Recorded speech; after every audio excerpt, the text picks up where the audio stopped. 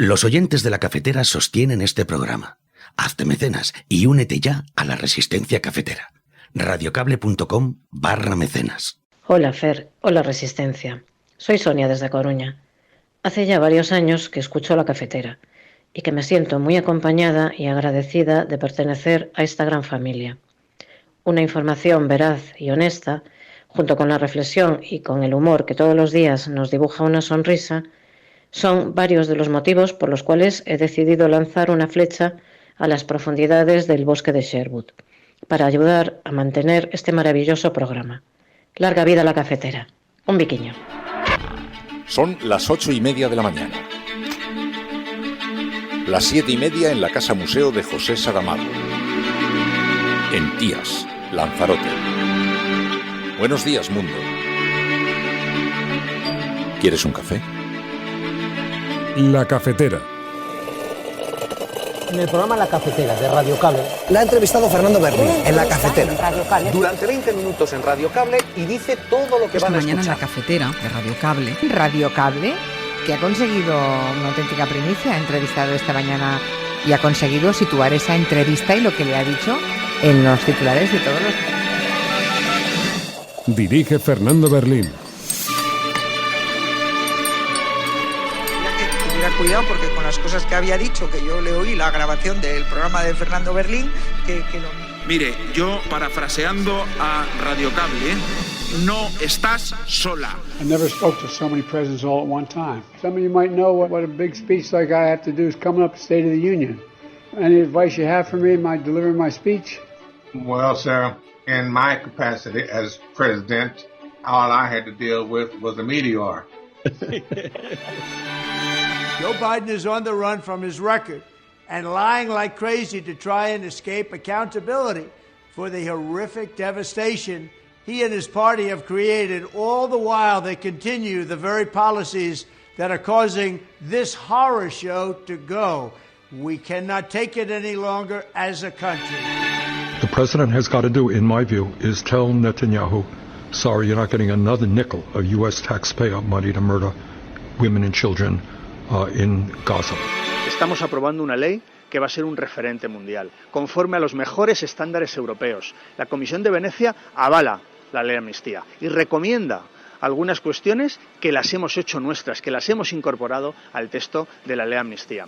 Por tanto, podemos decir que es una ley que nace del Parlamento español, pero que es una ley europea, plenamente constitucional, plenamente conforme con los mejores estándares y la mejor jurisprudencia europea. Dos asuntos que van de la mano en mi país. En uno se hurta dinero público y en otro se hurtan derechos.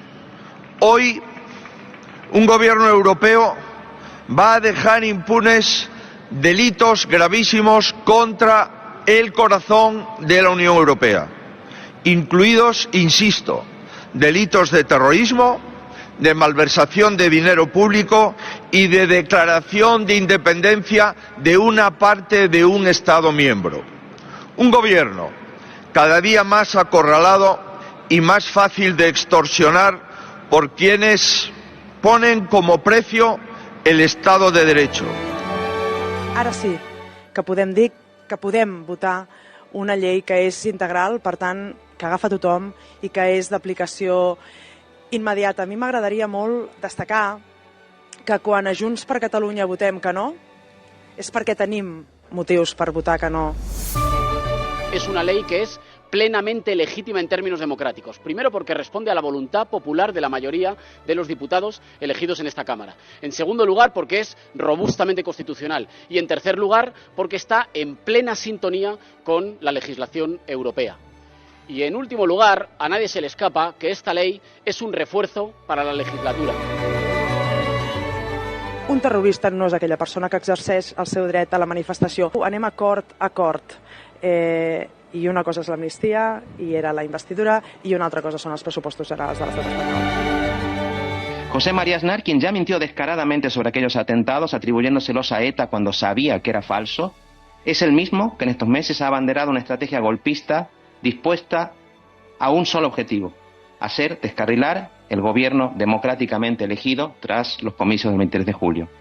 Este señor, que en la transición escribía desaforados artículos contra la Constitución de 1978, es el mismo que hoy pretende dar lecciones de constitucionalismo al resto, llamando a los jueces, si hace falta, a desconocer abiertamente su deber de sumisión a la ley.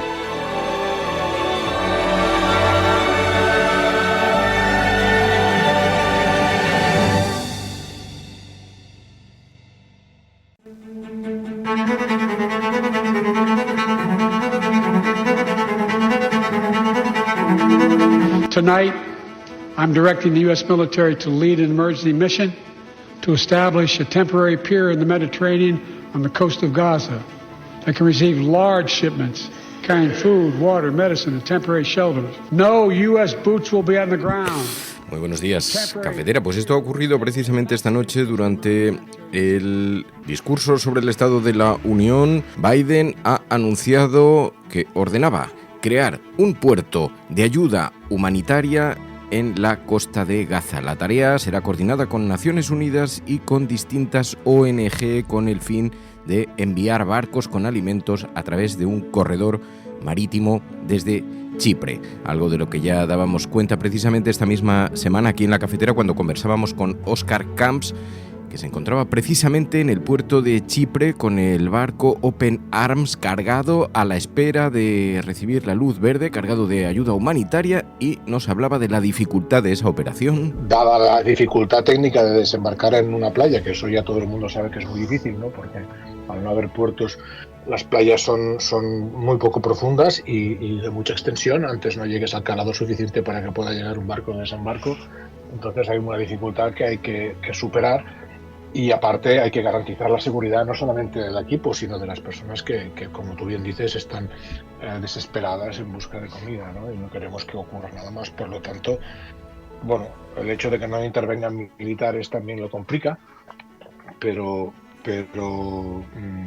básicamente está todo previsto. Ahora mismo solo falta la green light, ¿no? La luz verde, que nos diga, bueno, os mandamos una inspección al barco, comprobamos que vuestra carga es completamente inofensiva e inocua y que no puede ser utilizada para otra cosa más, y ir para allí.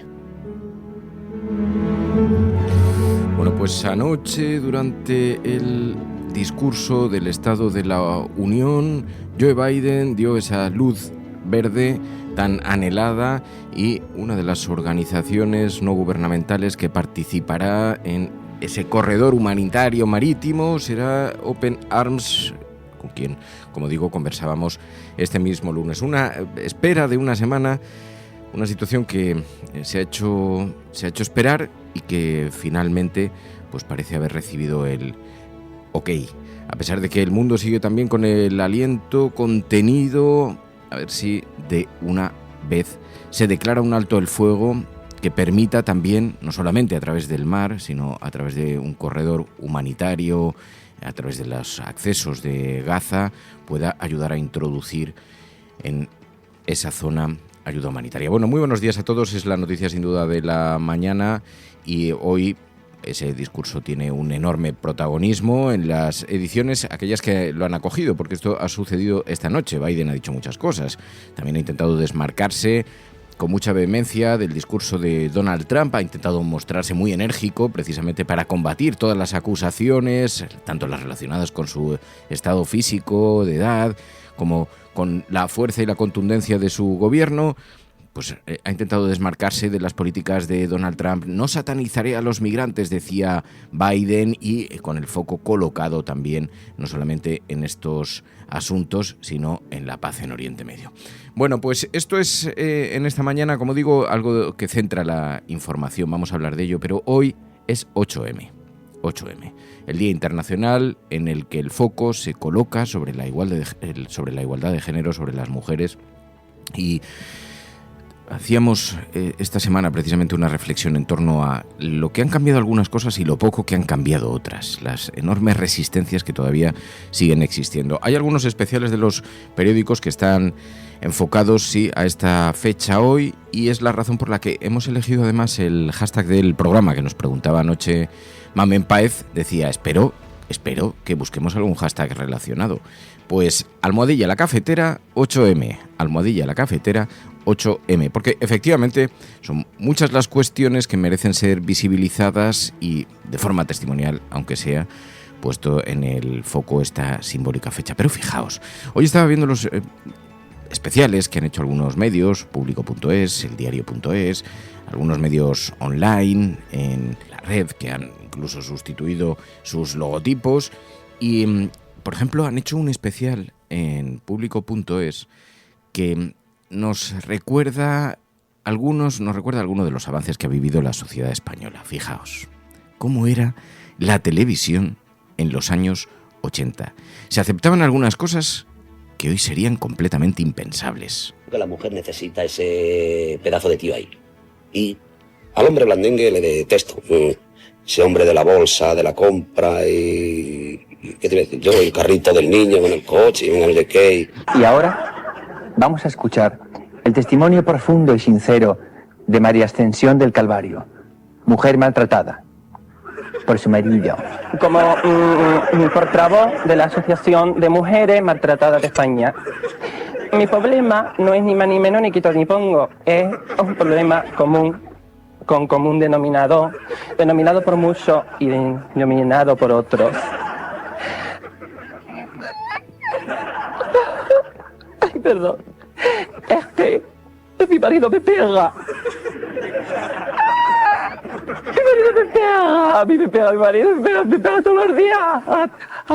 Acabo de matar a mi mujer. Ya hace tiempo que tenía que haberlo hecho, pero lo vas dejando que si el lunes, que si... ¿Has pensado que tu marido trabaja muchas horas diarias y tiene derecho cuando llega a su hogar a encontrar un agradable recibimiento?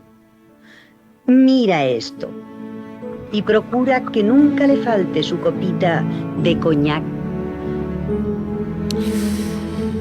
Cómo se frivolizaba con el dolor ajeno, con el sufrimiento, con la angustia por la que atravesaban miles de mujeres en este país y cómo convivíamos con total naturalidad con esos discursos en el humor, a través de la televisión, a través de los discursos, de los anuncios. Bueno, todo eso hoy lo escuchamos y resulta espeluznante, resulta escandaloso, pero ha formado parte de nuestra cultura sociológica y se ha enraizado tanto que hace que todavía algunos discursos políticos, sin llegar a atreverse a exhibir semejante indecencia, pero todavía caminan del lado del machismo. Bueno, un día para considerar, para colocar el foco sobre esto, en una jornada en la que los datos además se suceden en los periódicos. La brecha ideológica que divide a la juventud. Ellos cada vez son más de derechas que nunca, y ellas, sin embargo, cada vez más de izquierdas. Los hombres jóvenes, dice público.es esta mañana, son cada vez más de derechas, mientras que sus coetáneas ya son el sector de la sociedad más a la izquierda. Así se ha abierto en la juventud una brecha que no existía en las generaciones anteriores. Una distancia ideológica entre hombres y mujeres jóvenes que no se da únicamente en España, aunque las causas de esa brecha, sin ser exactamente iguales en todos los países, son un fenómeno global, pero en España se produce principalmente porque los hombres jóvenes se han derechizado. Bueno, muy interesante con el análisis que hace esta mañana público.es de estos microdatos, de los barómetros mensuales del CIS, del Centro de Investigaciones Sociales, y la conclusión es clarísima. Han virado mucho las mujeres de la misma edad, más joven, hacia posiciones más de izquierdas, pero no con tanta intensidad como ellos se han derechizado. Una razón por la que deberíamos reflexionar. Luego recomiendo también en eldiario.es esta mañana, además de una entrevista a Ana Redondo, la ministra de Igualdad, que hacían esta semana, que nos habla de las políticas dirigidas desde el Ministerio, pero también 6 historias para hablar del machismo que queda, a pesar de los avances que hemos vivido. Carreras laborales truncadas, expulsiones, techos de cristal. Bueno, pues hoy es 8M. Muchas gracias, Mamen, por ayudarnos a colocar el foco en una jornada. Supongo es de esperar que hoy se produzcan acontecimientos informativos. Claro, el programa queda grabado antes de la jornada, cuando aquí a esta hora son las 7 de la mañana. Hoy habrá movilizaciones, hoy habrá declaraciones y tendremos la oportunidad de recogerlas el lunes. Bueno, pues fijaos que este es uno de los aspectos de la fotografía que se espera para la jornada de hoy y que nos sirve para saborear el café recordando lo mucho que hemos avanzado.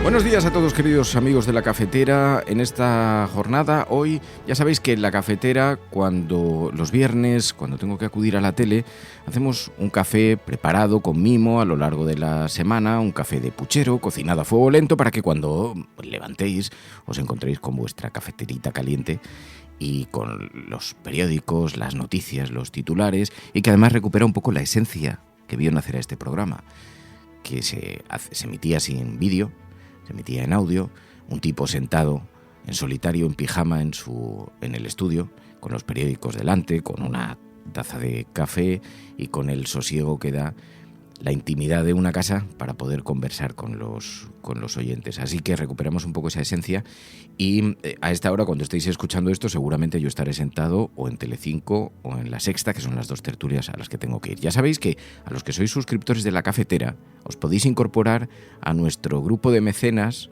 de suscriptores que ejercen presión en la tele.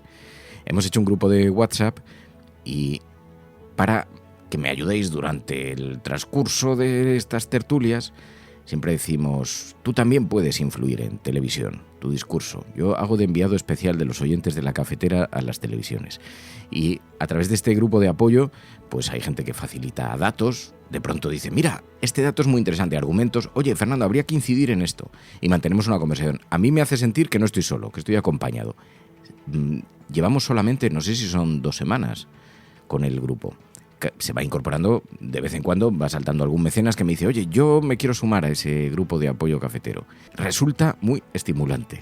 Yo os digo que para mí me ha cambiado la percepción completamente que tengo sobre las propias tertulias, ir acompañado.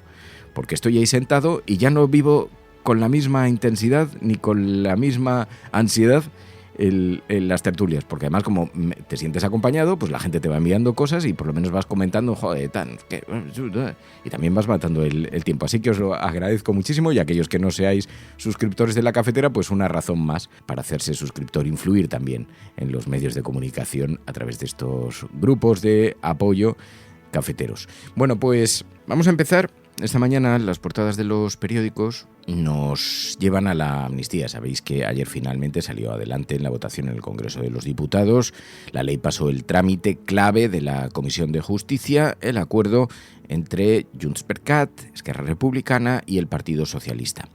Aquí se dan numerosos escenarios. En primer lugar, la primera consecuencia es que Sánchez ve despejada la legislatura con el pacto de amnistía. De alguna manera resulta muy irónico que se haya convertido en una suerte de salvavidas esta ley, cuando era quizá el espacio que más críticas de la oposición recibía.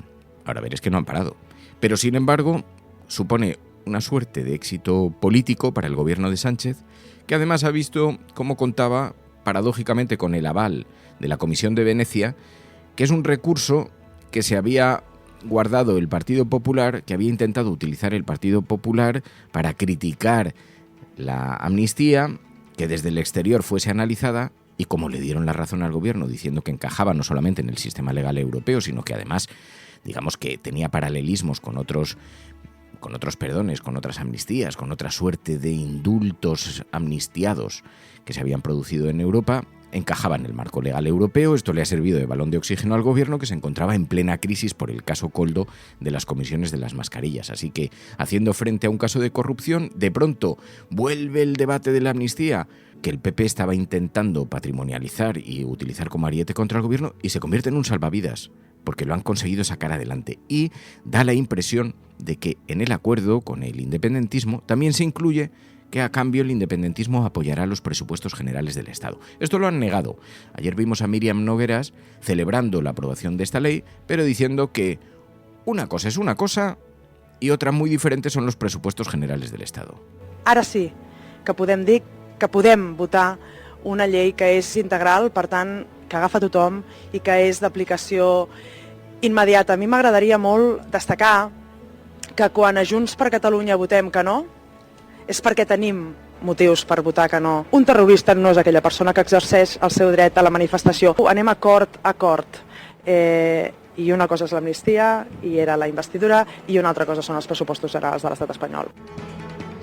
Bueno, y vuelven los debates, en algunos digitales destacan esta mañana, dicen que Puigdemont ha regalado un discurso antijueces con su amnistía a la carta y que además ahora toca la autodeterminación, que el separatismo mantiene sus objetivos.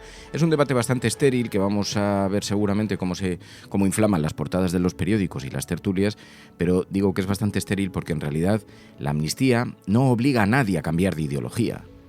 Puedes anhelar perfectamente la independencia de Cataluña y considerar que lo que no se puede hacer es de forma unilateral. Una cosa es compatible con la otra. Puedes pensar que necesitas la amnistía para cerrar la confrontación que supuso el 1 de octubre en el año 2017 y todo lo que conllevó de tensión social, pero seguir pensando que tu objetivo político es la independencia. Y lo digo yo, que no soy precisamente independentista, y sin embargo entiendo que a nadie se le está exigiendo, ni debería ser así, un cambio ideológico. Otra cosa es que se asuman los procesos que necesitan cambios de esta naturaleza o procedimientos de esta naturaleza. Bueno, el caso es que sobre esto hace mucho hincapié la prensa conservadora, que esta mañana pues lleva además otras demandas del independentismo a sus portadas. Puigdemont irá ahora a por balanzas fiscales y tributos. Tras la amnistía, Junts se lanza a superar a Esquerra Republicana en la carta de exigencias para los presupuestos generales del Estado. Quienes están son, con el expresidente catalán, apuntan que su objetivo es la Generalitat una vez regrese en julio. Pero fíjate, esta mañana fijaos que hemos visto cómo Feijóo insta a las instituciones de la Unión Europea a que paren el despropósito, decía ayer Núñez Feijóo, a quien hemos visto cargando contra Sánchez, contra la ley de amnistía, frente al Partido Popular Europeo. Y lo decía con estas palabras. Dos asuntos que van de la mano en mi país. En uno se hurta dinero público y en otro se hurtan derechos. Hoy un gobierno europeo va a dejar impunes delitos gravísimos contra el corazón de la Unión Europea, incluidos, insisto, delitos de terrorismo, de malversación de dinero público y de declaración de independencia de una parte de un Estado miembro. Un gobierno cada día más acorralado y más fácil de extorsionar por quienes ponen como precio el Estado de Derecho. Eso es la amnistía que el gobierno de España está pactando en este momento con los secesionistas. Por eso agradezco especialmente la resolución aprobada por unanimidad en este Congreso en favor del Estado de Derecho. Bueno, intenta capitalizar el Partido Popular esta cuestión, pero ha perdido mucha intensidad en el debate internacional. Fijaos, ayer lo recordaba Félix Bolaños, decía que la ley de amnistía ya cuenta con los avales de la jurisprudencia, también del Congreso de los Diputados, pero también la mirada internacional. Estamos aprobando una ley que va a ser un referente mundial, conforme a los mejores estándares europeos. La Comisión de Venecia avala la ley de amnistía y recomienda algunas cuestiones que las hemos hecho nuestras, que las hemos incorporado al texto de la ley de amnistía. Por tanto, podemos decir que es una ley que nace del Parlamento español, pero que es una ley europea, plenamente constitucional, plenamente conforme con los mejores estándares y la mejor jurisprudencia europea. Por tanto, tengamos orgullo de dar un paso valiente, un paso que acaba con una década de tensión, que acaba con una década de enfrentamiento, de conflicto y que abre una nueva etapa de acuerdos. Es sin duda una ley que se entenderá seguramente mejor en unos años, cuando se compruebe que ha sido útil, que esta ley de amnistía lo que está haciendo es favorecer la reconciliación, la convivencia en Cataluña y en España. Y por tanto esta ley nos llena de orgullo a los socialistas, que siempre estamos resolviendo con diálogo, con acuerdos, dándonos la mano, todos los conflictos que ha tenido España. Y este, que fue un conflicto tan grave, hoy ponemos una piedra importantísima para seguir avanzando en ese camino, en ese edificio que tiene que ser el edificio de la convivencia y de la reconciliación.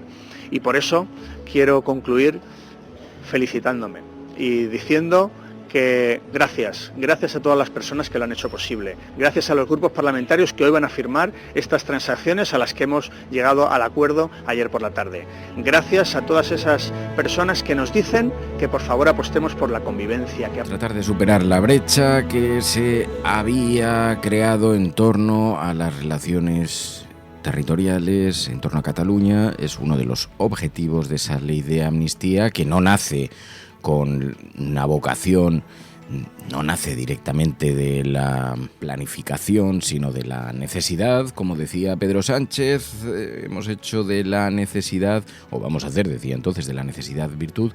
Bueno, pues finalmente sale adelante esa ley, aunque con algunos peros. El Partido Popular critica que se amnistíe la corrupción porque, como sabéis, casos de malversación relacionados con ese momento político, con el 1 de octubre, quedarán amnistiados siempre y cuando no impliquen el enriquecimiento personal.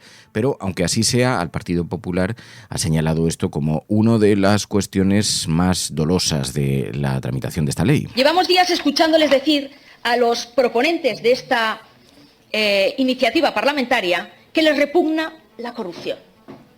Nos repugna la corrupción, pero amnistiamos la corrupción y además convivimos con muchísima facilidad con ella. Eso es lo que demuestran en estas últimas semanas. Y sí, porque el Partido Socialista nos dice que es incompatible con la corrupción, que le repugna, pero lo que han hecho es que su poder esté indisolublemente unido a la corrupción. Fíjese qué coincidencia.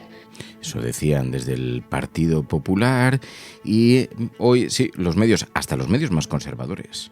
Para el periódico La Razón es una amnistía contra la democracia y contra el pueblo, aunque reconoce en uno de sus titulares que homologa los delitos más graves al derecho europeo. Así que no es que sea tampoco un desliz sobre la legislación internacional o que confronte con la legislación internacional. Bueno, vimos ayer a Pere Aragonés también diciendo que la ley de amnistía es el principio del fin de la represión. Desde el nacionalismo y el independentismo aplaudían esta aprobación. Hoy es un gran día porque es el primer paso para acabar con la represión, por acabar con una situación en la que familias, personas concretas, pues han sufrido de exilio, de cárcel, de amenaza económica, de inhabilitación, y por lo tanto la aprobación de la ley es un reconocimiento de que la represión del Estado español contra el independentismo catalán ha sido una represión ilegítima. Por esto se ha aprobado una ley de amnistía que pues permitirá que todas las personas afectadas puedan tener un porvenir de libertad y de plena garantía de sus derechos. Y quiero agradecer también a todos los grupos parlamentarios, no solo los 3 grupos que esta semana hemos estado pues ultimando el acuerdo de aprobación de la ley, pero también al resto de grupos parlamentarios que en comisión han facilitado la aprobación de esta norma.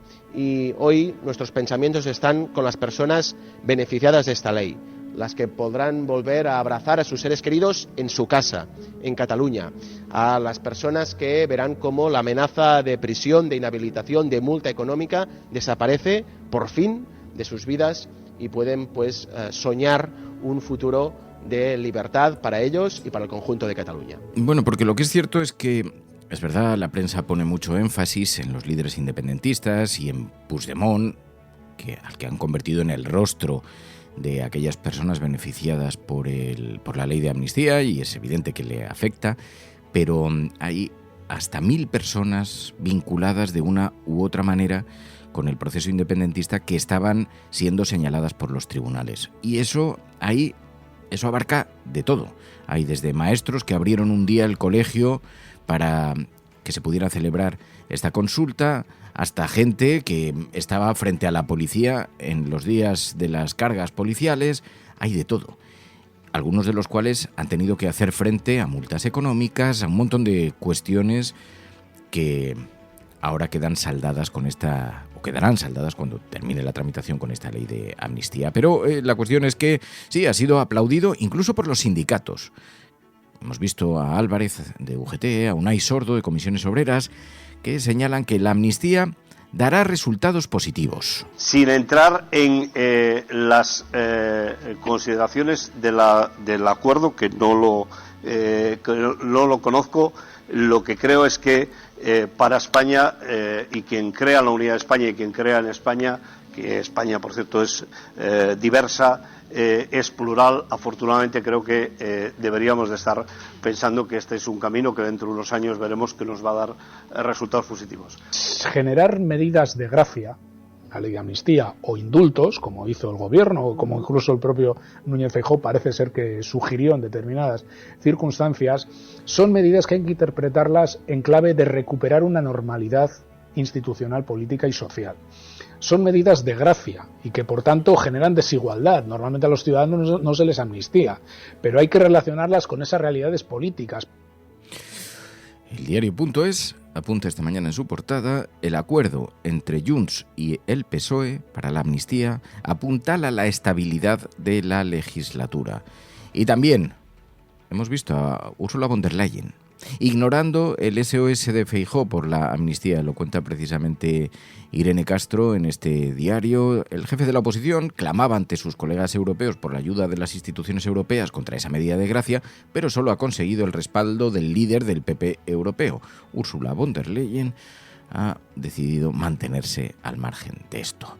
Bueno, hemos escuchado a los diferentes grupos políticos que conforman la vida parlamentaria y en el gobierno, también a Sumar. Es una ley que es plenamente legítima en términos democráticos. Primero, porque responde a la voluntad popular de la mayoría de los diputados elegidos en esta Cámara. En segundo lugar, porque es robustamente constitucional. Y en tercer lugar, porque está en plena sintonía con la legislación europea. Y en último lugar, a nadie se le escapa que esta ley es un refuerzo para la legislatura. Esta ley encarrila la legislatura y esta es una legislatura que nació asediada.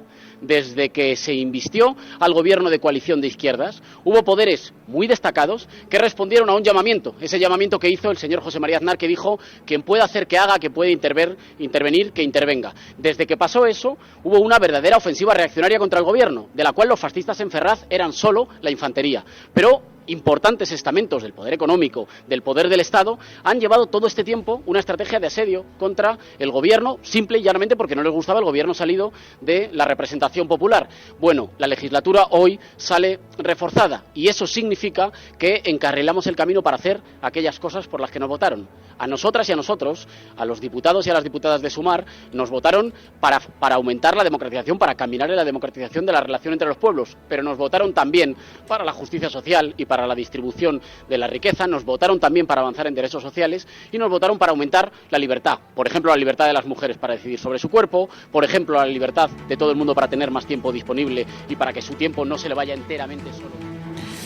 Así que la ley de amnistía sale adelante con el beneplácito de la mayor parte del Congreso de los Diputados, aunque algunas fuerzas políticas, la derecha y la extrema derecha, se revuelven. Ayer veíamos, yo creo que, fijaos que aquí no somos muy amigos de dar espacio al extremismo en los medios de comunicación, en Antena, a la ultraderecha, pero ayer yo creo que constituían un retrato de lo sencillo que es quedarse con el pie cambiado, quedarse desmarcado de los tiempos y de los acontecimientos, el tiempo en el que vives. Veíamos a Vox diciendo que la ley de amnistía se plegaba ante terroristas. Es una ley redactada a la carta de los golpistas y de los delincuentes. No es una ley objetiva que establezca un marco general en el que luego haya determinadas personas que puedan ampararse. Es una ley que está hecha con nombres y apellidos, pensando en el caso concreto de cada uno de los líderes separatistas que está fugado, condenado o procesado.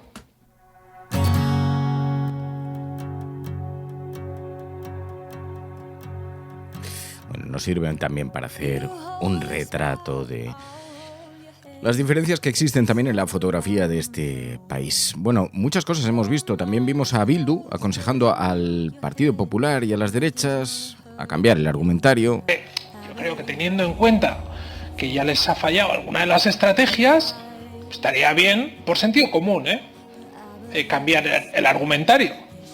Si están totalmente en contra de esta norma, esta medida de gracia, completamente constitucional, con arreglo al derecho europeo, que tiene más de 50 precedentes en otros Estados miembros del ámbito europeo y, hombre, teniendo en cuenta el borrador del dictamen de la Comisión de Venecia que trajeron ustedes intentando que fuera en otra vía, hombre, seguir diciendo que es inconstitucional y elevarse como si fuera y arrogarse el papel de miembros del Tribunal Constitucional, hombre, queda flojillo como argumento, ¿no? Porque si fuera acompañando el ideario de la Comisión de Venecia tendría sentido, pero que les han pillado con el carrito del helado, señorías. Es más, no se pongan nerviosos, tranquilos, calma, tranquilos, que es un buen día, hoy es un buen día. Miren. Bueno, hoy es un buen día, hoy es 8M en todo caso, va a ser esta fecha, esta cita, va a ser el protagonismo informativo a lo largo de las próximas horas, e insisto en que se producirán declaraciones y encuentros, movilizaciones, de las que ya daremos cuenta en su momento, cuando tengan lugar, pero es importante colocar en el foco precisamente esta fecha tan simbólica. Ya sabéis que parte de este programa además lo confeccionamos, como decíamos antes, en diferido, lo grabamos. Ahora vamos a conversar enseguida con Pilar de la Peña para ver cómo han recogido los medios de comunicación internacionales los acontecimientos que hemos vivido esta semana en nuestro país y cómo han proyectado la imagen de España en el exterior. También veremos series, películas, documentales. Hoy con Ana Pastor hablaremos de El régimen, una miniserie protagonizada por Kate Winslet. El empoderamiento de una mujer es en formato de ficción, es una mujer que es una autócrata de un país aparentemente de Europa del Este, que decide enfrentarse, después de una suerte de epifanía, enfrentarse a la gran potencia americana. De momento hay muy poquitos capítulos estrenados, así que hemos visto muy poco, pero que apunta maneras y lo comentaremos con Ana Pastor. Y luego vamos a hablar de realidad virtual. Aquí lo vamos a hacer con Bartu, podemos bautizar la realidad virtual. Vamos a hablar de las gafas que se están empezando a comercializar y vamos también a hablar un poquito más filosóficamente en torno a cómo está cambiando el mundo y si realmente acabaremos viendo a la gente caminando por la calle con esas gafas que parecen de buceador y lo veremos extendido de forma generalizada y no solamente como una anécdota como lo estamos viendo ahí. Bueno, pero hay un par de titulares que me vais a permitir que también os contemos hoy.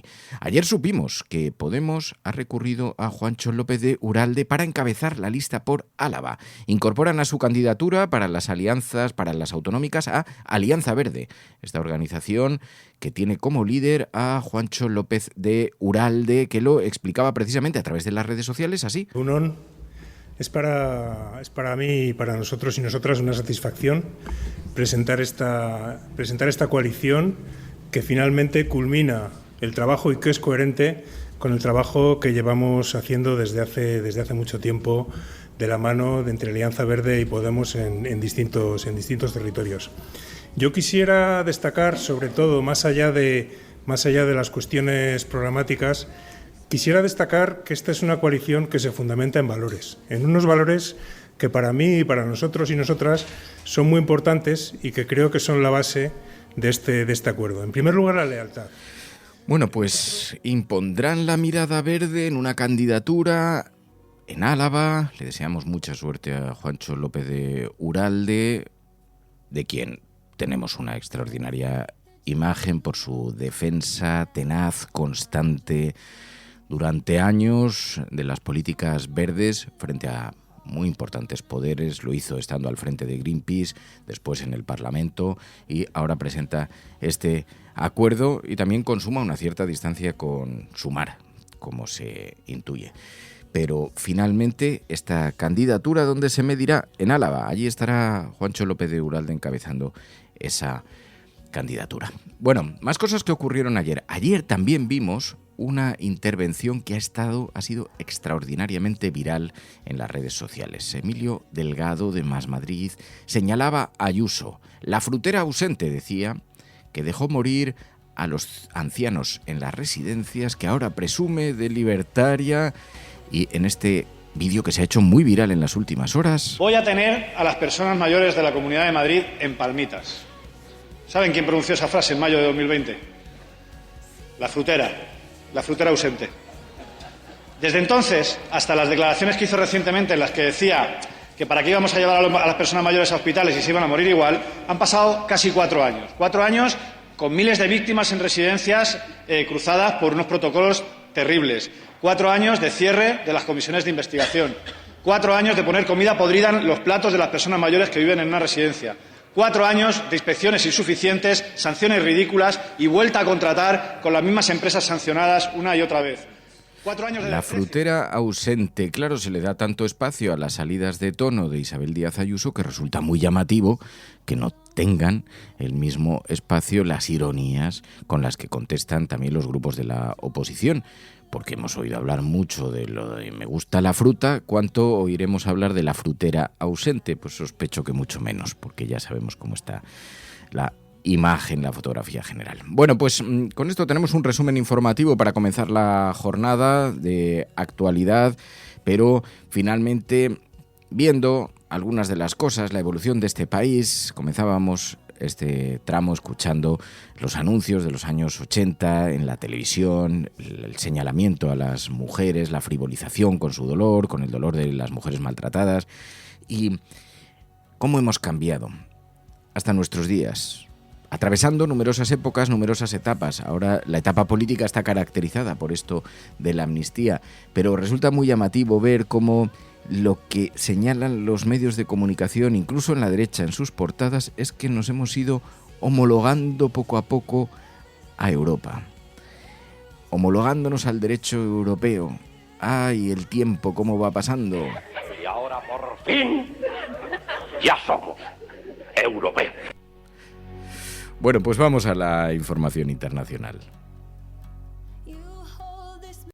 Programas de radio, de televisión en España, la prensa burlándose de nuestra propuesta. Podrán decir todos los periódicos del mundo lo que quieran. Que a democracia va a ganar. En España, el ex vicepresidente del gobierno... En España finaliza el recuento de votos en los comicios municipales y autonómicos con una participación del 64%. Rodrigo Rato is under investigation. Dejaré lo mejor de mí, para poder estar a la altura de la confianza que ustedes me han entregado. No olvidamos justicia, verdad, respeto. Seguimos.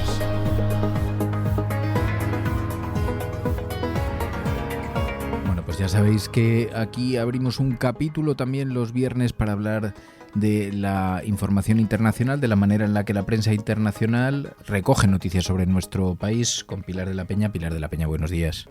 Hola, buenos días. Oye, en una semana en la que el caso Koldo todavía sigue fijando la atención de los medios internacionales, ¿no? Sí, no de forma masiva, porque ya lo comentábamos la semana pasada, que, bueno, en contraste con lo que sucede en España, que realmente está copando toda la actualidad y buena parte de las portadas y los titulares, en la prensa internacional, bueno, ha tenido cierto eco en varios medios franceses, en algún anglosajón, pero no excesivamente. La verdad es que ya, bueno, pues no ha tenido un enorme eco, y esta semana, bueno, se ha mantenido ese interés, pero no de forma particularmente significativa. Pero vamos, sí que hay unos cuantos medios que sí lo ponen de relieve, y por hacerte un poco un resumen, pues la mayor parte de ellos lo que sí destacan es que ha puesto al gobierno de coalición, al gobierno de Pedro Sánchez y al Partido Socialista bajo presión, ¿no? Por ejemplo, en este sentido, The Irish Times es uno de los que más lo pone de relieve, describe un poquito pues algunas de las revelaciones de los investigadores, menciona también pues ese aspecto tan llamativo de que el hecho de que Koldo García pues fuera conserje en un burdel, que es uno de los aspectos que se destaca un poco como llamativo del caso, pero bueno, evidencia que sí que ha puesto cierta presión sobre el gobierno, en particular sobre el exministro José Luis Ábalos, que era un asesor y un colaborador muy cercano de Pedro Sánchez, y que en este sentido, bueno, pues está poniendo en ciertos apuros al gobierno. Aunque también menciona en el texto que el Partido Popular se ha visto hasta cierto punto salpicado por las revelaciones, y que hay, bueno, pues algunos de los datos que se han conocido sobre esta trama también podrían implicar a algunos, líderes del partido de la derecha, ¿no? Algo que también, por ejemplo, recogía RFI, la emisora francesa, España que destacaba que se había abierto una investigación por sospechas de corrupción en la época más cruda de la pandemia de coronavirus, y que se iba a investigar las compras de mascarillas de varios gobiernos regionales, y que incluso desde la Unión Europea también se había anunciado que iban a poder poner el foco sobre esto, entre otras cosas, para ver si se habían utilizado fondos europeos y si había habido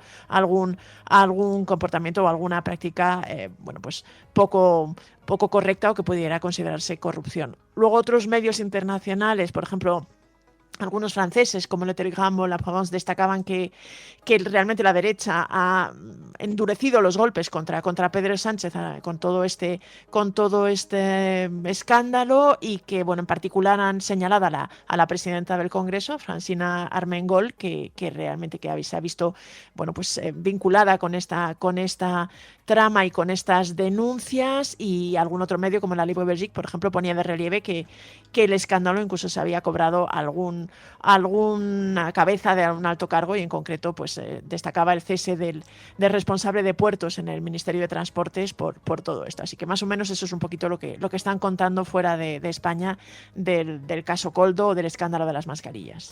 Claro, al final esto se convierte en una suerte de resumen de la semana, porque las noticias más destacadas en España suelen tener su repercusión, aunque también se fijan en otros aspectos de la sociedad española. Pero, por ejemplo, el debate sobre la polémica que se ha generado en torno a los horarios de hostelería, los argumentos de Yolanda Díaz para cerrar antes los restaurantes, ¿esto qué tal lo ha recogido la prensa internacional? Pues mira, en comparación con el caso Koldo, yo diría que ha generado bastante más ruido y ha tenido bastante más eco toda esta propuesta de Yolanda Díaz de racionalizar los horarios de la hostelería en España. Y ya te digo, he encontrado artículos en The Guardian, en The Times, en France Inter, en Les Echos, en The Telegraph también. Es decir, ha habido Euronews, ha habido muchísimo eco a todo esto.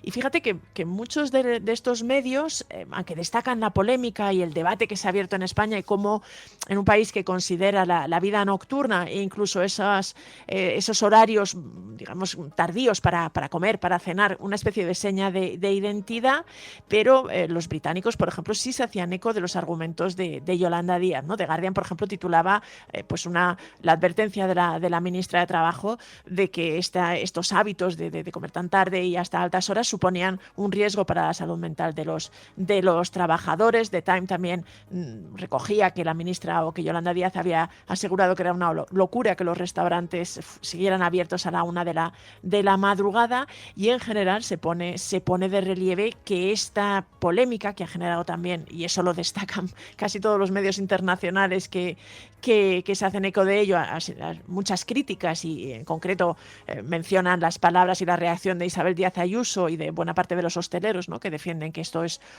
incluso una ventaja competitiva para el sector, pero sí ha servido para que bastantes medios internacionales pusieran el foco en las jornadas laborales que se tienen en España. Y en este sentido, por ejemplo, había un reportaje en France Inter, en la televisión, perdón, en la radio francesa, que sí hablaba de la muy, muy, muy larga jornada laboral que tienen los españoles, ¿no? Y que sobre todo que era en comparación con el resto de Europa, no es que se trabajara tantas horas, pero estaban muy mal repartidas las horas, y había un especial peso, y era el país en el que más se trabajaba de noche, que era algo de lo que se alertaba. O The Guardian también hablaba de las extenuantes jornadas laborales que se podían dar en España, que en algunos casos iban hasta más allá de las 11 horas, ¿no?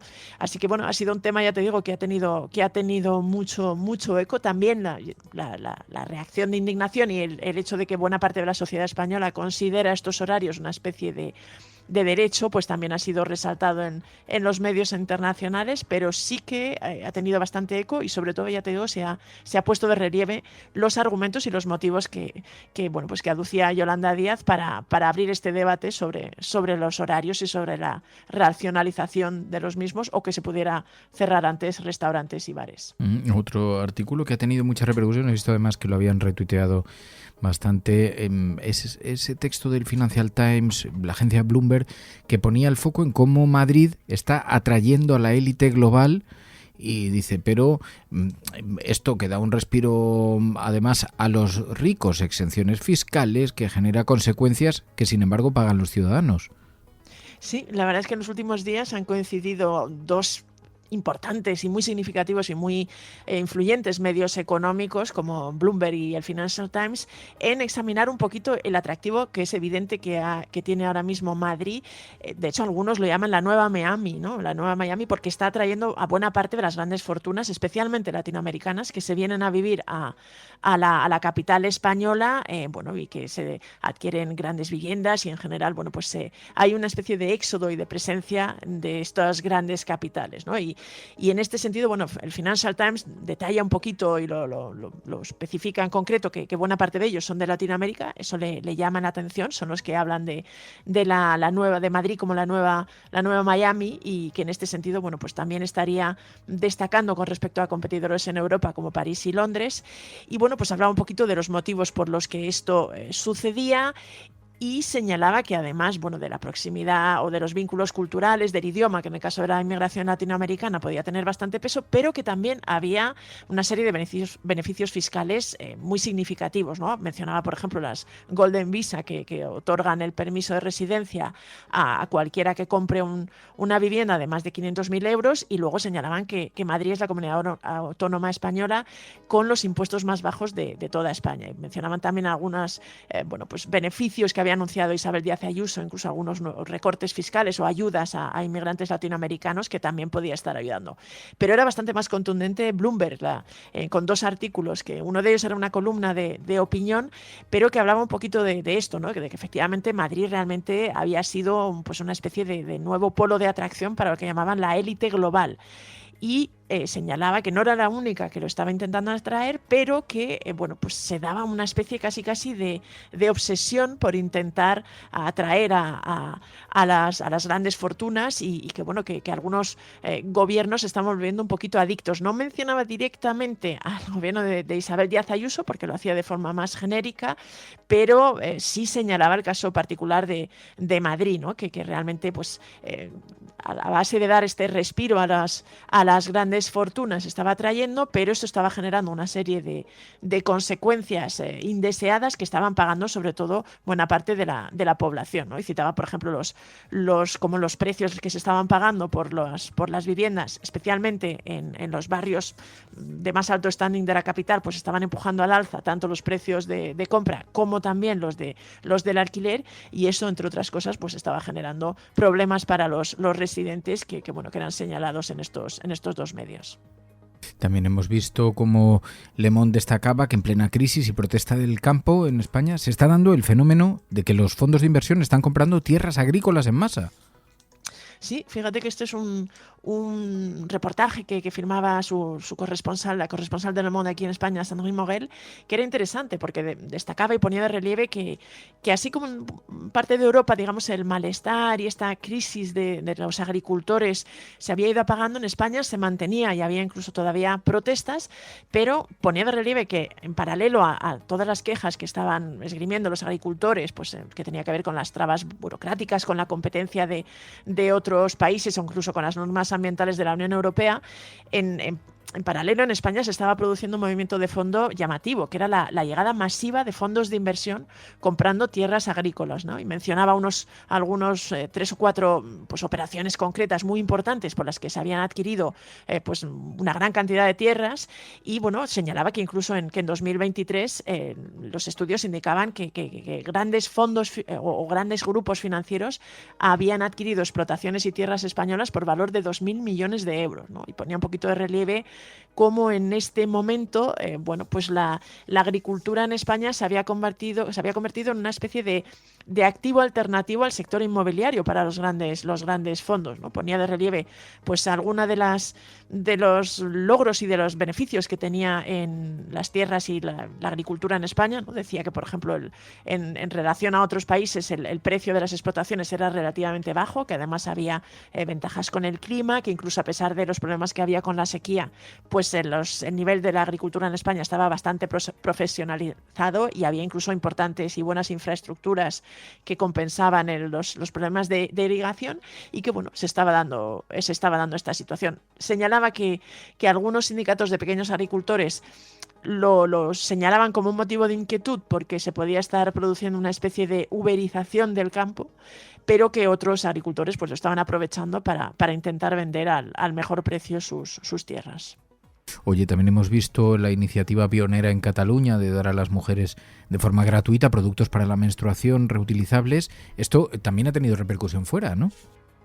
Bastante, y realmente probablemente ha tenido que ver también con que esta iniciativa se ha lanzado también coincidiendo con el 8M, pero realmente han salido artículos en el Washington Post, en The Guardian, en Le Figaro, en el San Francisco Chronicle, en Euronews, en Reuters, y bueno, pues se pone de relieve esta iniciativa que se está llevando a cabo en Cataluña desde esta semana, que consiste, bueno, pues en repartir en las farmacias de la región, pues de forma gratuita a todas a las mujeres, a las niñas, incluso a las personas trans o no binarias que tienen la menstruación, pues que tienen derecho a recibir una copa menstrual, un par de bragas menstruales también y paquetes de compresas en las farmacias de forma gratuita. Y se pone de relieve en estos medios que es una iniciativa para intentar luchar también contra la pobreza menstrual, ¿no? Y que tiene su origen en una serie de estudios que explicaban que hasta el 44% de las mujeres pues utilizaban productos menstruales, pero no los que querían, sino los que podían pagar, ¿no? Que es decir, que no tenían los medios suficientes para adquirir el que a lo mejor hubieran deseado y bueno, pues que en este sentido esta iniciativa pretendía un poco garantizar esta igualdad o una mayor igualdad en el acceso a los productos de higiene femenina y que además, pues uno de los aspectos que más llamaba la atención de estos medios es que se promocionaba productos menstruales reutilizables, ¿no? En concreto la copa menstrual y que en general se estaba haciendo algo de pedagogía en este sentido para intentar pues bueno conseguir este objetivo de reducir la llamada pobreza menstrual. Y además hemos visto cómo la Croix se hacía eco de la salida del armario de un torero español. Sí, esto que ya lo habíamos comentado hace unas semanas, porque la BBC también lo ponía de relieve y bueno, había tenido un cierto eco aquí en España, ¿no? En una entrevista en María Alcalde, un joven torero, pues revelaba que era pansexual, ¿no? Que se sentía atraído por las personas independientemente de su género y que era como el primer torero que se declaraba abiertamente miembro de la comunidad LGTBI. Esto, ya te digo que había suscitado un cierto interés fuera, pero la Croix lo que destaca es que a pesar de que es una salida del armario en un mundo del torero como tan asociado a valores conservadores y realmente un poco chapados al antiguo, pues bueno, había generado repercusión, pero mucho menos de lo que se podía prever, ¿no? Incluso decía que había sido una especie de no noticia y que buena parte de las reacciones a este anuncio por parte de este torero pues habían sido de apoyo. Y bueno, pues ponía de relieve que esto tenía bastante que ver con que España hoy en día era una sociedad pues muy progresista y tolerante y también consideraba que esto pues echaba por tierra alguno de los clichés y de las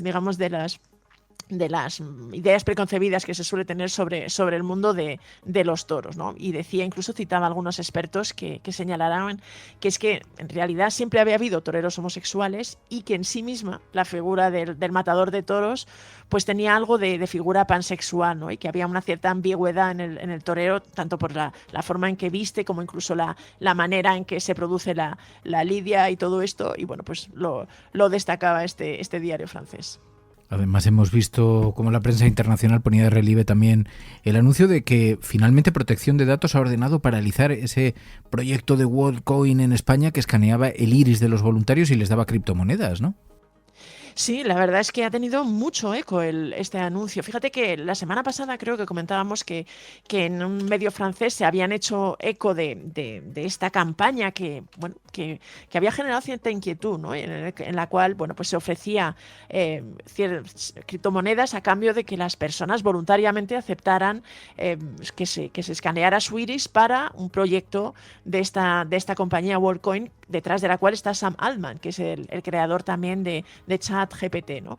El anuncio de que finalmente, porque además este medio francés destacaba que en Francia una iniciativa similar había sido bloqueada cuando pues la alternativa a protección de datos había demandado más información, ¿no? Y que sin embargo en España se estaba dando, y además había grandes colas en Barcelona. Incluso mencionaba que había cerca de 300.000 españoles que ya habían aceptado someterse a este. Ahora lo que se pone de relieve es que pues las autoridades españolas han bloqueado esta iniciativa y pues se pone el foco especialmente en que hasta que no haya más información sobre qué pasa con esos datos biométricos que se han recogido con esta iniciativa y que además han sido monetizados, es decir, que la empresa ha dado criptomonedas y ha pagado en cierta forma a los voluntarios, pues que estaba ahora bajo los focos y en concreto pues que se había paralizado y estaban un poquito, lo destacaban como algo sobre lo que habría que estar un poco pendiente. Pues Pilar de la Peña, gracias, Pai. Gracias a la resistencia siempre.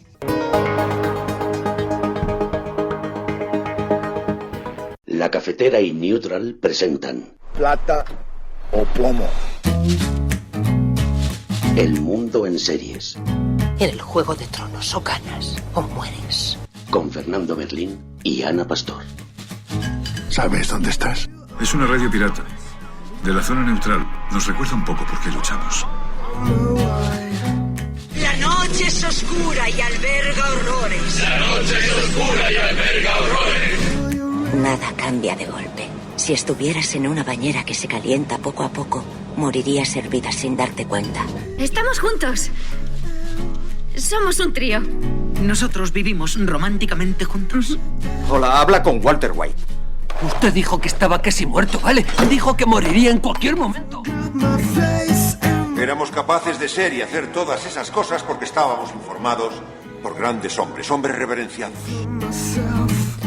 Plata o plomo, el mundo a través de las series de televisión, a través de los documentales, de las películas, con Ana Pastor, Neutral. Ana Pastor, buenos días. Muy buenos días. El régimen, una miniserie en HBO de sátira política protagonizada por Kate Winslet, entre otros. Oye, te digo, Ana, que la cogí con total escepticismo, que de hecho me costó arrancar porque en el primer capítulo, lo he visto en 2 fases, me ha flipado. O sea, para que yo anuncie que voy a continuar viéndola y no la abandone en casa, me van a amar, y te van a amar por esto. Que está bien, a mí me pareció un poco excéntrica, pero me pareció una serie muy entretenida. Pues mira, a mí hace tiempo que no me ocurría que una serie me deje con la duda. He visto solo un capítulo porque HBO Max solo ha colgado uno.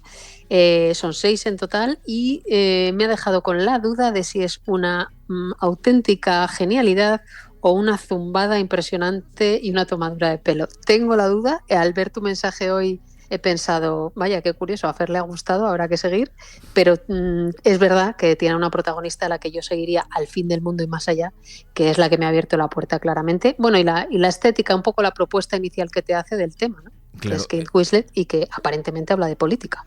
Hoy es 8M. Ana había propuesto una batería de documentales, de películas relacionados con este tema. Yo le dije, bueno, vamos a buscar algo que tenga un foco luminoso. No sé si esta serie responde a eso, porque a mí me ha pasado lo mismo. Yo también he visto un solo capítulo. Igual el segundo y el tercero arruinan la serie totalmente. Me da la impresión de que no. Pero cuando pregunté a Mamen Páez, nuestra oyente experta en estas cuestiones del feminismo, me dijo, no conozco la serie, pero Kate Winslet suele ser garantía de buen trabajo. Y es verdad que en este caso interpreta el papel de una autócrata en un régimen autoritario que se está desmoronando, que está llena de filias y de fobias, pero que sufre una especie de epifanía. No permitiré que os arrastre la decadencia y toxicidad de Estados Unidos y sus títeres en todo el mundo. Durante años hemos sufrido para que forjasen el orden global a su imagen. Han proporcionado ayuda material a regímenes corruptos extranjeros, cometido e instigado masacres y librado su guerra capitalista de socios a lo largo del planeta. A todos los demás nos han dicho, acatadlo, sentaos derechos, tragad con ello y pagad el coste. Hay que decir basta. No seguiremos formando parte de su legado de brutalidad.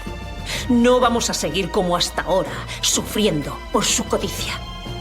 Ya es hora de que los Estados Unidos y el mundo entero sean testigos de lo que valemos. Yo os bendigo a todos y bendigo nuestro amor siempre. Esto es lo que da la impresión en el primer episodio, porque el argumento es básicamente ese, ¿no? Sí, es una serie en la que Kate Winslet es la canciller de un país centroeuropeo. Cuando digo canciller no estoy pensando en una Merkel, sino en una dictadora, básicamente, que tiene muchas paranoias y que, cree tener muchas enfermedades también, y se acompaña en su régimen autocrático de un entorno también bastante surrealista. Ella habla con su padre fallecido, no con sus perros como Milei, pero sí con su padre fallecido, y está en una urna su cadáver. Y bueno, tiene como una especie de relación un poco también extraña con el padre. Hay quien quiere ver ahí la relación de Marine Le Pen con Jean-Marie Le Pen, su padre, pero la verdad es que te habrá pasado a ti. Hay un montón de referencias que te llevan tanto cinematográficas como políticas y sociales. La propia, digamos, Kate Winslet recuerda mucho en Years and Years aquella otra propuesta en la que también había gente que veía a Le Pen, entre otros. Y bueno, yo decía que ella es garantía, como decía también Mamen, pero también el director, Stefan Frears, que es, no voy a decir Dios, pero casi en la ficción. Entonces, por eso también hay gente que se ha quedado un poco sorprendida uniendo estos dos elementos, donde ella además es productora ejecutiva de esta serie, de esta miniserie, y se ha quedado un poco desconcertada por dónde van los tiros en este primer capítulo. Claro, porque el director es Stephen Frears, tiene suficiente aval. La serie, sí, es una suerte de sátira, es comedia, tiene momentos muy simpáticos, pero no pretende ser exclusivamente una comedia. Y también en esta epifanía que describí antes, hay una suerte de empoderamiento del personaje. A ver, cuestiones más allá de el actor principal, también el que hace, ella es la actriz principal, pero el actor que hace de acompañante, que hace como de su mano derecha, un militar. Iba a decir que tiene un coldo a su lado. Nos han cortado los huevos, jefa. Y ahora se ríen de los otros. Porque baila el son de las divisas como un puto oso enfermo en el circo. Eso es lo que todo el mundo dice. No lo oye, pero es lo que dicen, créame. Estados Unidos nos trata como si fuéramos su puta colonia. ¿A qué les da derecho eso? A meársenos en la cara todo el día. Lo que quieren es que fracase. La zorra de su economista y el gordo cochino de su médico diciéndole que está enferma. Una especie de coldo. Sí puede ser. No sé si es la comparación. Pero es verdad que es un personaje un poco diferente, pero siempre está a su lado y siempre, en cualquier plano de ella, siempre tiene a este tipo que es un militar sanguinario. Por eso digo que era una broma lo que decíamos, pero es un militar sanguinario joven al que fichan para tener todo el rato a su lado. Y luego no sé si te has dado cuenta que estéticamente juega mucho por supuesto, al ser dictadora de Centro Europa, los edificios, ¿no? Esos edificios así como muy grandiosos, pero también a mí me ha recordado un poco estéticamente el vestuario al Cuento de la criada, tanto en la gente que la acompaña a ella, en las mujeres, como ella misma, ¿no? Sí. Oye, ¿sabes que sale Hugh Grant? Sí, claro, es que como solo ha colgado HBO un capítulo, tengo ganas de saber si se desarrolla la historia, como tú dices, de una manera un poco más comprensible, y también de ver al resto del elenco, que parece que van a ir apareciendo, ¿no?, el resto de los 6. Sí, creo que hace de líder de la oposición. Y me decías que ha venido acompañada de algunas críticas, porque yo, sin embargo, diría que es una serie amable que tampoco merece mucha... Pero ¿ha habido alguna crítica con esta serie? Bueno, otro día leía a Paloma Rando en El País, he leído también en La Vanguardia un titular que ponía Solá Jim Ferrer, que decía: incluso Kate Winslet se puede equivocar.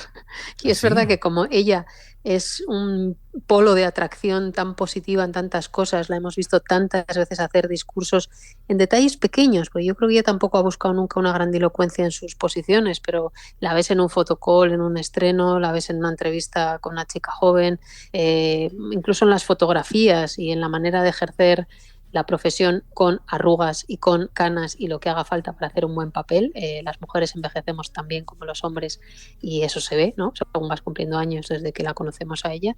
Por eso digo que Kate Winslet, como dice Jim Ferrer, se puede equivocar, porque a quien no le guste la serie, pues quizá va a decir: vaya hombre, ¿para qué se ha metido ella en este lío? Pero es que claro, además va acompañado de un director de los 3 primeros capítulos, que es Stephen Frears, y ella misma que lo produce. Bueno, es una serie A mí me parece desconcertante, como tú apuntabas, es comedia, aunque mete muchos elementos de crítica social y política, que te va a recordar a algunos puntos que estamos viviendo. Es verdad que si tú eliges un líder con tendencia locoide, ahora mismo nos costaría elegir solo uno, y con cosas extrañas así un poco en su día a día, y en ese sentido es bastante interesante. Y luego, por supuesto, ella, ¿no? Como decimos. Bueno, pues la serie es El Régimen, es una serie amable, no sé si hay que buscarle más intencionalidad que esa, pero que describe un año dentro de un régimen autoritario, dentro de la vida del palacio de un régimen autoritario, aparentemente en Europa del Este, con los dilemas que se plantean luchando contra la gran potencia de intereses que es Estados Unidos, con algunas anécdotas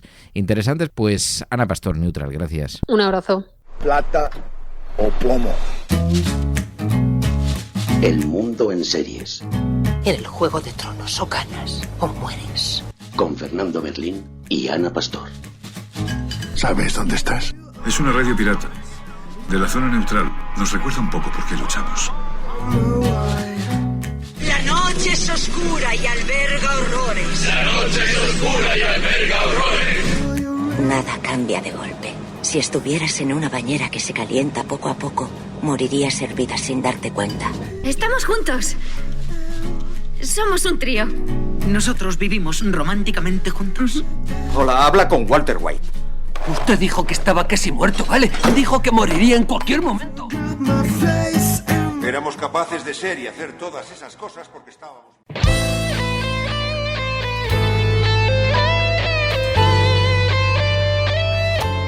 Peggy 18.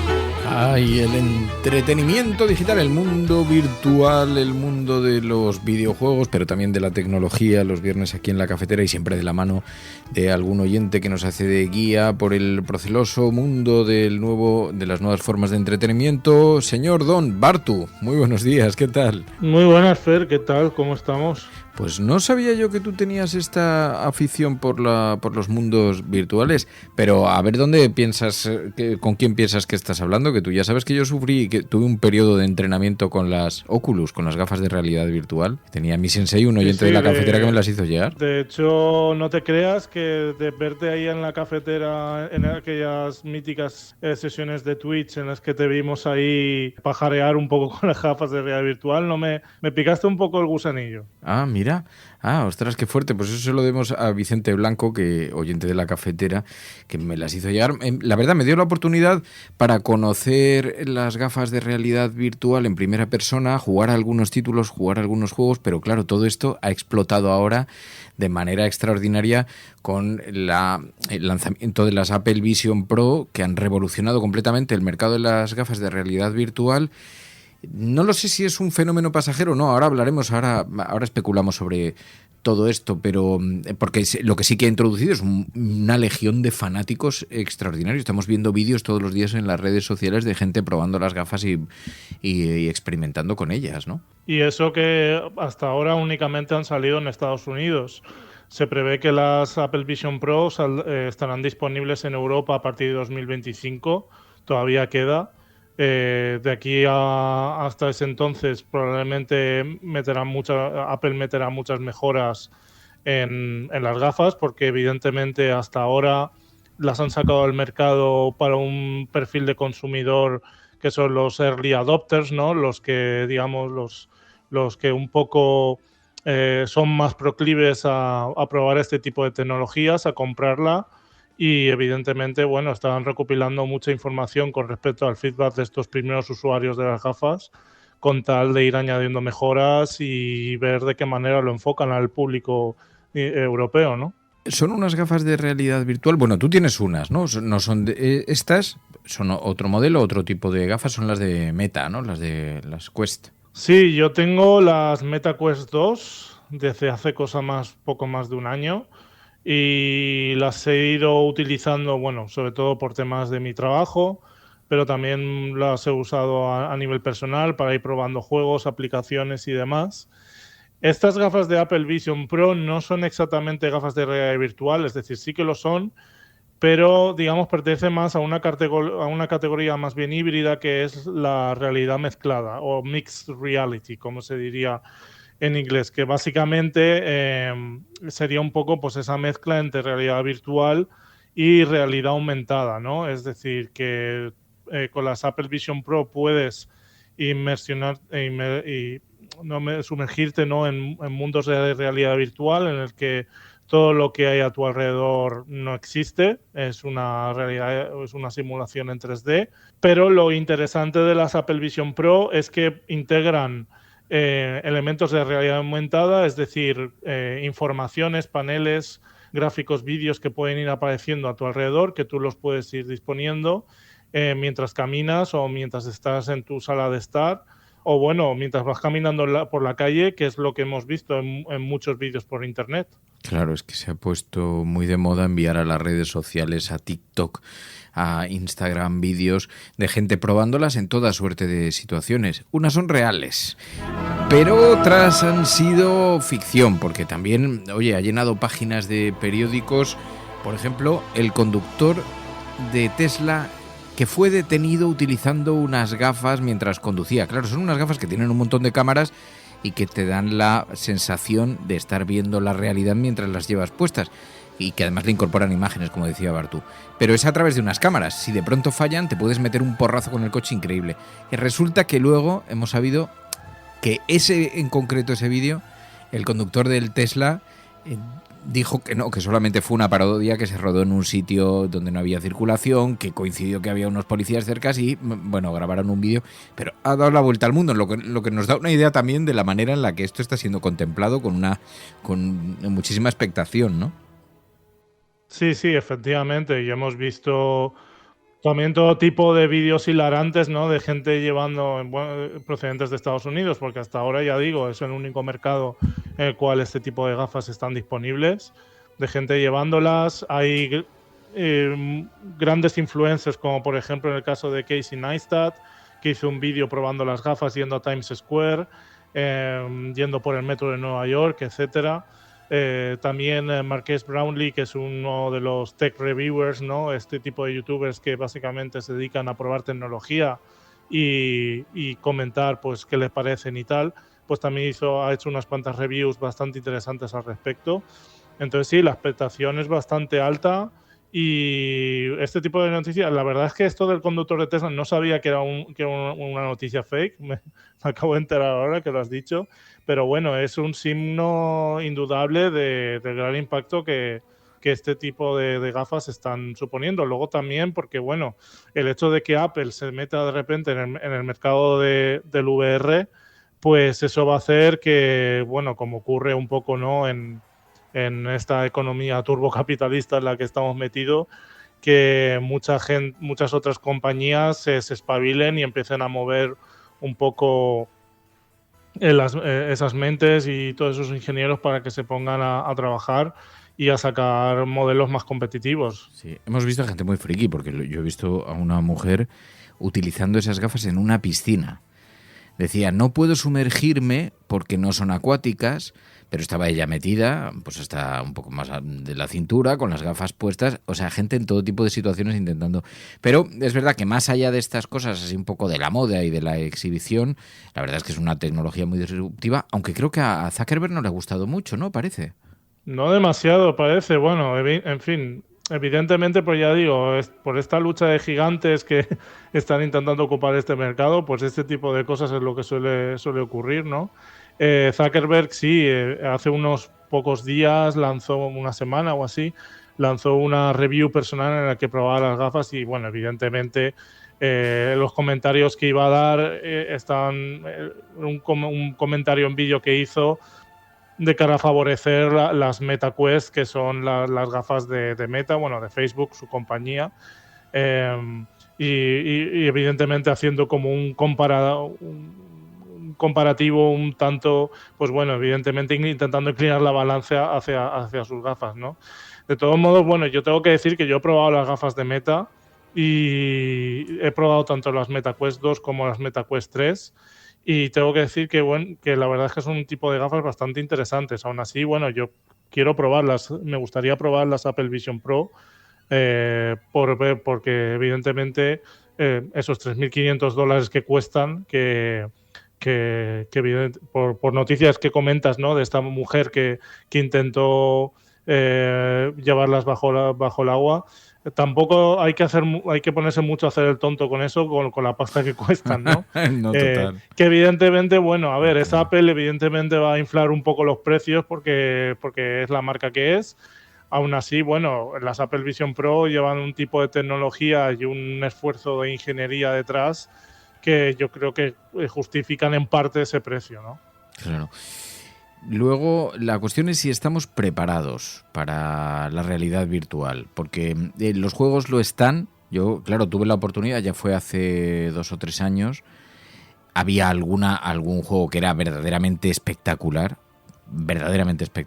pero no sé si hay un catálogo lo suficientemente amplio como para disfrutar, no ya te digo de unas que valen 3.500 euros, un modelo de otra marca, de otras gafas, pues que ya rondan también los 1.000 euros, ¿no? 1.000 eurazos, o sea que no son ninguna broma.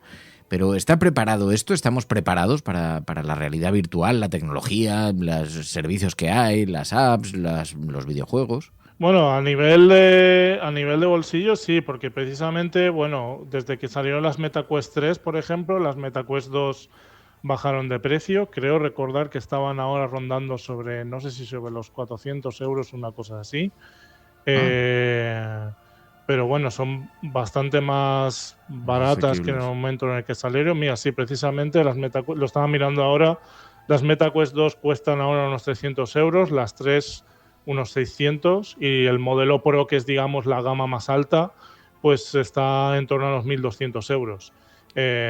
Ya digo, yo soy usuario de las MetaQuest 2 y yo creo que para alguien que quiera meterse en esto de realidad virtual, probar y tal, son más que suficientes. A nivel de mercado de apps y tal, sí, está bastante preparado. Hay un montón de aplicaciones súper interesantes y creo que un poco ya metiéndonos en cuestiones más filosóficas existenciales, yo creo que lo interesante es saber si realmente como sociedad estamos preparados para que, digamos, este tipo de tecnología se acepte o se abrace incluso a nivel masivo. Precisamente antes de empezar a grabar esta conversación que estamos teniendo, Fernando, estaba leyendo un artículo en el cual se hace referencia a un estudio de la Universidad de Stanford, concretamente de un grupo de investigadores del Stanford's Virtual Human Interaction Lab, en el cual hicieron algunas pruebas con las gafas de Apple y hablaban, bueno, de cuestiones de que la tecnología de las gafas, que sí es bastante interesante, que duda cabe, pero te somete a una cierta distorsión de la realidad, lo cual evidentemente eso puede tener ciertos efectos a nivel de, bueno, cómo la gente percibimos la realidad o no, cómo interactuamos con ella. Entonces, bueno, pues yo creo que son tipos de estudios y cosas interesantes que se hagan porque evidentemente de cara al consumidor pues puede ser interesante que se sepan. Sí, y claro, ahí está luego, en la medida que esto se extienda, seguramente que salen todo tipo de críticas sobre cómo nos afecta al cerebro de una manera, de otro, cómo vemos, cómo percibimos la realidad, pero lo que sí que hay un efecto inmediato, que he visto que hasta en las gafas de Apple lo describían, es esa suerte de mareo terrorífico que es muy difícil de evitar. Yo no sé si, supongo que modelo a modelo lo han ido mejorando, lo van superando, pero no sé si a ti te ha pasado con las tuyas, pero no deja de ser un objeto que te produce una cierta distorsión en el equilibrio. Yo acababa con unos mareos que te cagas, no podía hacer sesiones muy prolongadas, te terminas acostumbrando en parte, pero no lo sé, ¿a ti te pasó o no? Tanto como mareos, no, o mareos del tipo de como para caerme al suelo, no, desde luego que no. Pero sí que es verdad que al cabo de una hora, por ejemplo, he llegado a tener sesiones normalmente no suelo tener más de media hora puestas, pero alguna vez las he llevado más de una hora, máximo, ya digo, 1 hora, 10 minutos, una cosa así. y sí que notas cuando te las quitas, que notas como un cierto, como que te sientes un poco, no mareado, pero sí un poco, no sé decir, como conmocionado o algo así. Una sensación rara. A ver, es lógico, porque evidentemente tu cerebro se estás sometiendo a tu visión a sumergirte en un mundo virtual que ya digo que no está ahí. Por ello también yo creo que si nuestra querida audiencia, si hay una persona que nos está oyendo tiene interés, curiosidad de probar el tema de la realidad virtual, yo quería aprovechar, Fernando, para dar unos pequeños consejos, porque además por mi trabajo, ya digo, he podido ayudar a gente a probar temas de realidad virtual. Entonces, por ejemplo, consejos que doy, el primero de todos es que si es tu primera vez en realidad virtual, que lo hagas estando sentado, no lo hagas estando de pie. Más que nada por si tienes algún mareo o lo que sea, por lo menos que te pilles sentado, ¿no? Es bastante frecuente que eso ocurra. De hecho, yo con experiencias que he tenido por ejemplo, experiencias de realidad virtual que hemos creado en mi empresa y que luego he estado ahí un poco como a modo de azafato, ¿no? Poniendo gafas a la gente y tal, no suele ser muy habitual que la gente se maree. Hay gente que sí, gente que no, gente que es más impresionable, gente que no lo es tanto. Eso depende un poco de persona a persona. Pero sí, recomiendo estar un poco sentado. También recomiendo al principio no hacer sesiones de más de media hora, incluso ponerte una alarma para recordarte, porque muchas veces te sumerges en la realidad virtual y pierdes la noción del tiempo. Eso es totalmente lógico que pase. Yo incluso hasta recomendaría, más que nada, para tener como una especie de asidero del mundo real, que te pongas como una música de fondo o algo, para tener un poco para no perder un poco ese hilo del mundo real, ¿no? Y ya digo, y a partir de ahí, bueno, pues ya si te quieres envalentonar a llevar las gafas estando de pie, con las Meta, por ejemplo, lo que ocurre es que tú puedes sumergirte en la realidad virtual tanto estando sentado como estando de pie. Si estás de pie, de hecho, lo que tienes que hacer es delimitar un espacio en la habitación en la cual vayas a hacer esa sesión de realidad virtual, pues puedes limitar un espacio utilizando los manejadores de realidad virtual de Meta, con lo cual cuando, digamos, si te vas a acercar al borde de ese espacio que has delimitado, te aparece como un muro rojo delante que te indica que, oye, de aquí no pases porque igual te metes una leche con la mesa del comedor. Sí, pero eso era un efecto muy curioso. Cuando te ponías las gafas y con los mandos dibujabas como a tu alrededor, viendo los muebles de tu casa, y dibujabas hasta aquí puedo llegar, y el juego te limita y te frena ahí para que no te pegues un porrazo, ¿no? Aunque hay vídeos en la red un montón a punta de pala de gente que se sale de los márgenes, pero la verdad es que es una experiencia. Yo reconozco que flipé, no sé si como para hacer ese desembolso, porque además necesitas tiempo, mucho tiempo, porque te aíslas mucho, no sé si es compatible con la vida familiar, y algo de espacio, un espacio para poder hacerlo, porque tú estás girando y dando vueltas ahí, si pasa alguien se lleva un porrazo. O sea, esa fue toda mi experiencia, ¿eh? También te digo que fui súper fan del Half-Life Alyx. Esto es un juegazo que lo acabé, me flipó. O sea que sí que hay unos grandes juegos. Oye, aplicaciones para probar en la realidad virtual en MetaQuest. Decías, ¿hay algunas que os puedo recomendar? Sí, en MetaQuest o luego también en PlayStation VR, también algunas de estas que voy a mencionar están disponibles. Y no sé si en Apple Vision Pro lo estarán también, probablemente sí. Pero mira, ya que hablabas del Alyx, del Half-Life Alyx, videojuegos en VR hay mogollón a punta pala, muy interesantes. El primero de todos que voy a mencionar te va a interesar bastante, Fernando, es el Vader Immortal. Es un videojuego de Star Wars para realidad virtual. Sí. Está dividido en varios capítulos. Es una historia que han dividido en varios capítulos. O sea, tienes que comprar cada capítulo para ir jugando la historia. Y yo he jugado el primero y la verdad es que está muy interesante. Lo único que no me acaba de gustar, por lo menos del primero, y no sé si lo habrán solventado en los otros dos, es que para desplazarte tienes que hacer este tipo de desplazamiento un poco por teletransporte. y entre punto y punto de desplazamiento hay como un fundido a negro que a mí personalmente no me acaba de cuadrar, no me acaba de gustar. Pero lo que es la historia en sí, evidentemente, bueno, es una historia del universo de las Guerras de las Galaxias. Asumes el rol de un cazarrecompensas, el cual su nave de repente es capturada por una nave imperial y te acabas encontrando con ni más ni menos que con el mismísimo Darth Vader. Y hasta ahí voy a leer porque quien quiera probarlo, que lo pruebe porque está muy interesante. Perdona, estás hablando con un profesional del Vader Immortal. O sea, yo tuve unas batallas épicas, absolutamente épicas. De hecho, creo que hay todavía algún vídeo. Ahí sí que me entra la morriña, porque la utilización de las espadas láser con las gafas de realidad virtual es una pasada. Eso sí que es chulo. Sí. Eso sí que está. Yo creo que que esa combinación era, vamos, es brutal. impepinable, ¿no? Sí, ese es brutal. Más cosas. Pues mira, otro juego que he probado, he podido probar y me pareció muy interesante es el Ancient Dungeon VR. Ajá. Es un juego con estética Minecraft, es decir, como esa especie de estética pixel, pero en 3D, ¿no? Como con cubos en 3D. Y tengo que decirte, Fernando, que es un juego con el cual yo he llegado a pasar miedo. ¿En serio? Sí.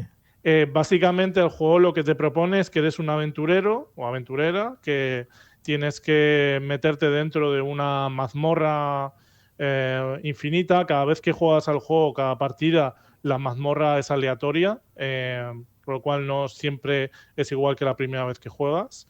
Y básicamente el juego consiste en intentar llegar lo más lejos posible en la mazmorra hasta que te matan. Entonces, claro, cada vez que juegas, pues evidentemente vas adquiriendo experiencia, vas consiguiendo nuevo equipamiento y demás.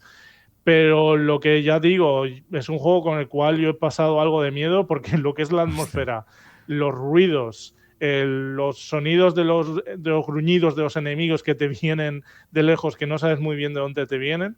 Y es un juego, ojo, con estética Minecraft, que no es una estética realista precisamente, pero aún así causa bastante impresión, la verdad. O sea, es un juego apto para valientes. Me estás preocupando, Bartu, si tus miedos se sitúan en el Minecraft, pero vale, daré un punto de confianza. Luego de los que nos envías, pues hay algunos que sí conozco, el Beat Saber, que es una especie de juego musical donde tú vas zurrando piezas, pero contribuye mucho a moverse, porque luego una cosa que hay que añadir de estas gafas es que se hace mucho deporte utilizándolas. O sea, es una manera de moverse. Pero hay otros juegos que no conozco, el Marvel Iron Man y el Assassin's Creed, que yo el Assassin's Creed ni siquiera sabía que tenía versión en VR. Sí, bueno, era también lo mismo que con Star Wars, pues era impepinable que hicieran un Assassin's Creed en VR. Este en concreto, el Assassin's Creed Nexus, que es como se llama, no he podido probarlo, tengo muchas ganas, pero sí que conozco de gente que lo ha probado y me ha dicho que está muy, muy bien. Wow. El de Iron Man es básicamente un simulador de Iron Man, en el que eres Iron Man y vas volando por ahí y tal, o sea, muy, muy chulo. Y luego también, otro de lo que te había recomendado por aquí es el Resident Evil 4 para realidad virtual, el cual, bueno, Resident Evil 4 lo han hecho un remake recientemente que ha causado gran sensación y han hecho una versión para VR y tengo un amigo muy cercano que lo ha probado, que también tiene las MetaQuest y me dijo que el juego era, vamos, alucinante, que realmente tienes esa sensación, ¿no? De, por ejemplo, si llevas armas que el personaje lleva en la espalda, tienes que literalmente con tus controladores VR desplazar tu mano hacia la espalda para coger esa arma. Y demás, o sea que está muy bien. Pero así estoy que ya alucinando. Estoy alucinando porque yo no sabía el Assassin's Creed, que yo soy súper fan de la saga, súper fan, y no se me ocurre una manera de jugar más espectacular que en 3D metiéndote dentro, con todas las subidas, las escaladas a las paredes, los vuelos. Tiene que ser una auténtica flipada. Las imágenes que estoy viendo son alucinantes y el Resident Evil 3/4 de lo mismo. Me parece una verdadera pasada. Claro, sí, qué guay. Yo tengo unas grandes ganas de jugar ambos. Y luego ya por último, Fernando, porque bueno, en las VR no únicamente hay aplicaciones de videojuegos, también puedes encontrar aplicaciones de mindfulness. Y luego también una aplicación que, por ejemplo, yo he estado utilizando bastante, que me parece impresionante, es el Gravity Sketch, que básicamente es una aplicación con la que puedes dibujar en el aire. O sea, puedes como esculpir, hacer esculturas 3D en el aire. Y es súper interesante y además luego todo lo que dibujas, no sé exactamente por qué método, pero tengo entendido que se puede hacer. Si te lo llevas a una impresora 3D, lo puedes imprimir. Wow. Claro, para diseñadores, para no lo sé, dibujantes, esto tiene que ser una pasada, porque ahí sí que ves incluso la confección, bueno, para ingenieros, la confección de piezas, la verdad es que las gafas en ese sentido son un instrumento increíble. Oye, pues Bartu, gracias por este recorrido, por este paseo, la realidad virtual que llega.